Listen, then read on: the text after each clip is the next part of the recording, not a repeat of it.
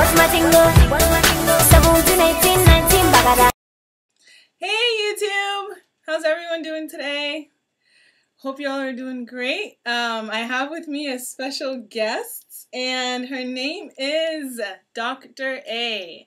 So before we get started, Dr. A is going to give a background of her profession and what made her pick that profession. And hi, I'm Dr. A, and I'm a physician by profession, and I wanted to be a doctor since I was 8 years old.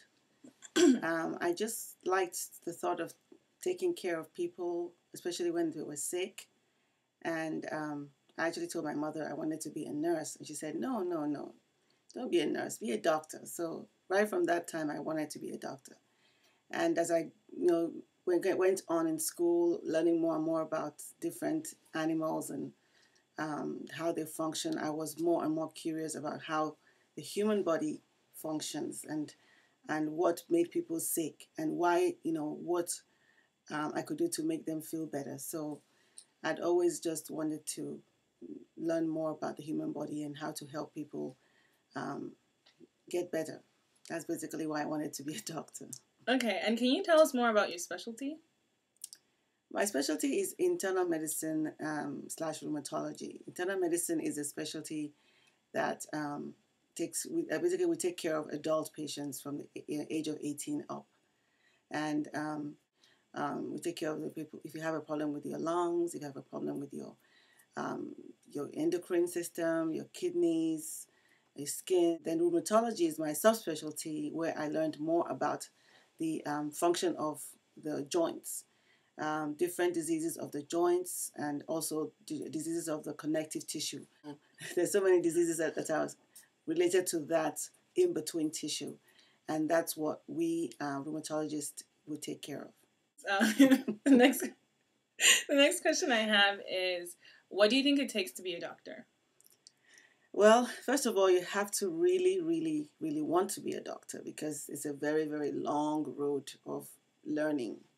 And a lot of, I would say, I don't want to say stress, but there will be a lot of some kind of stressful situations while you're learning.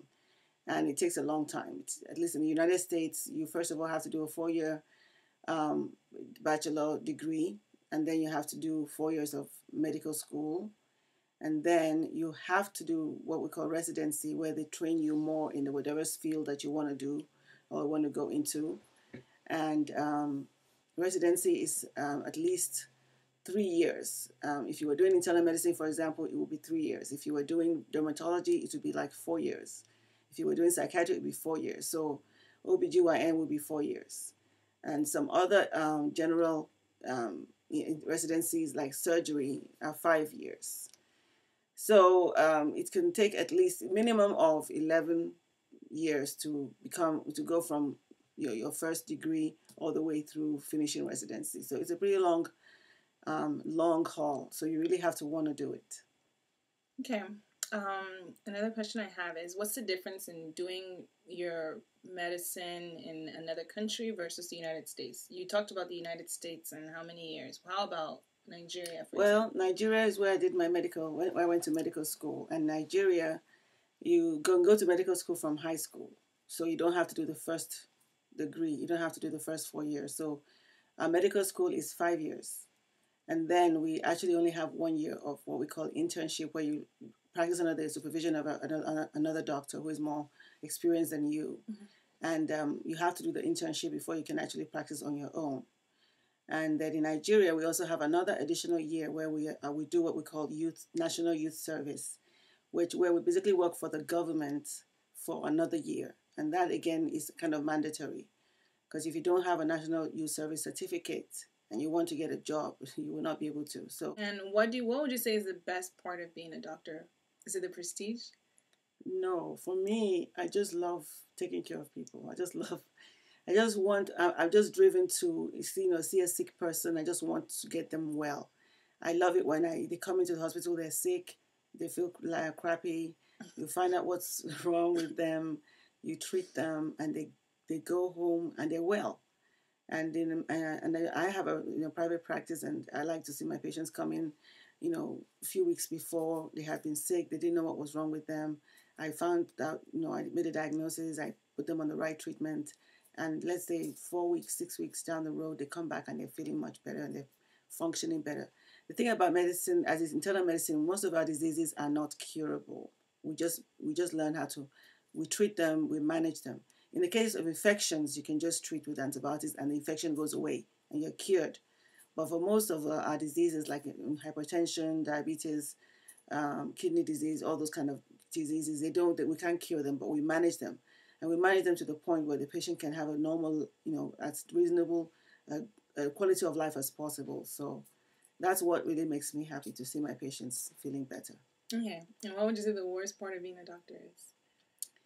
The worst part of being a doctor, sometimes, you can't find out what's wrong with the patient, and the patient doesn't get better.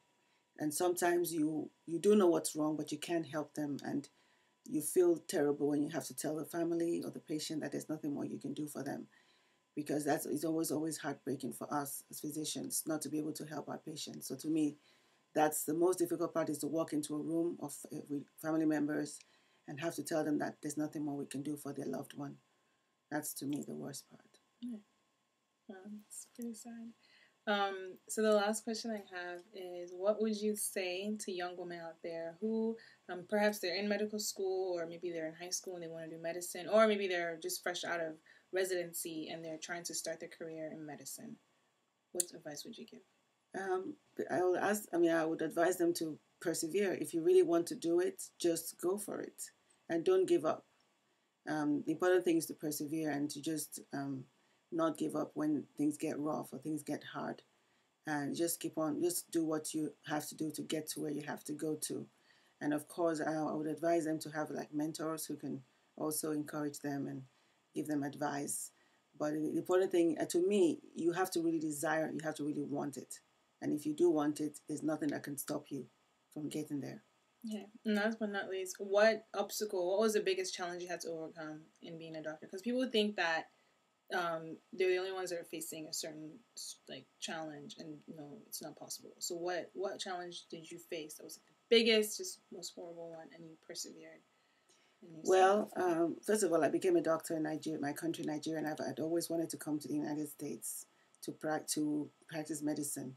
My greatest challenge was actually being able to come here, and I had to read for exams, and it was quite difficult because I had to leave my family. For me, leaving my family for 5 years was, I think, to me, the worst part of having to do what I needed to do to get to where I wanted to go to. Because my husband and I realized that I couldn't come here with the children. There's no way I would be able to read and focus. So he said I should go leave the kids with him, and he would take care of them, and I should just go do what I needed to do. It was a very hard 5 years, and at least at the first 1 or 2 years, many times I wanted to just give up, just get a ticket and get on the plane and go back to Nigeria. It was very, very hard for me not to see my children for a whole year at a time. So for me, I would say that was the worst part of, trying to get to where I wanted to go. That was the worst part, what I had to deal with. But, and I still can't get those 5 years back. But I thank God that my kids have turned out wonderfully, and I give God the glory, because He really helped me see me through those times. Oh, thanks, Dr. A.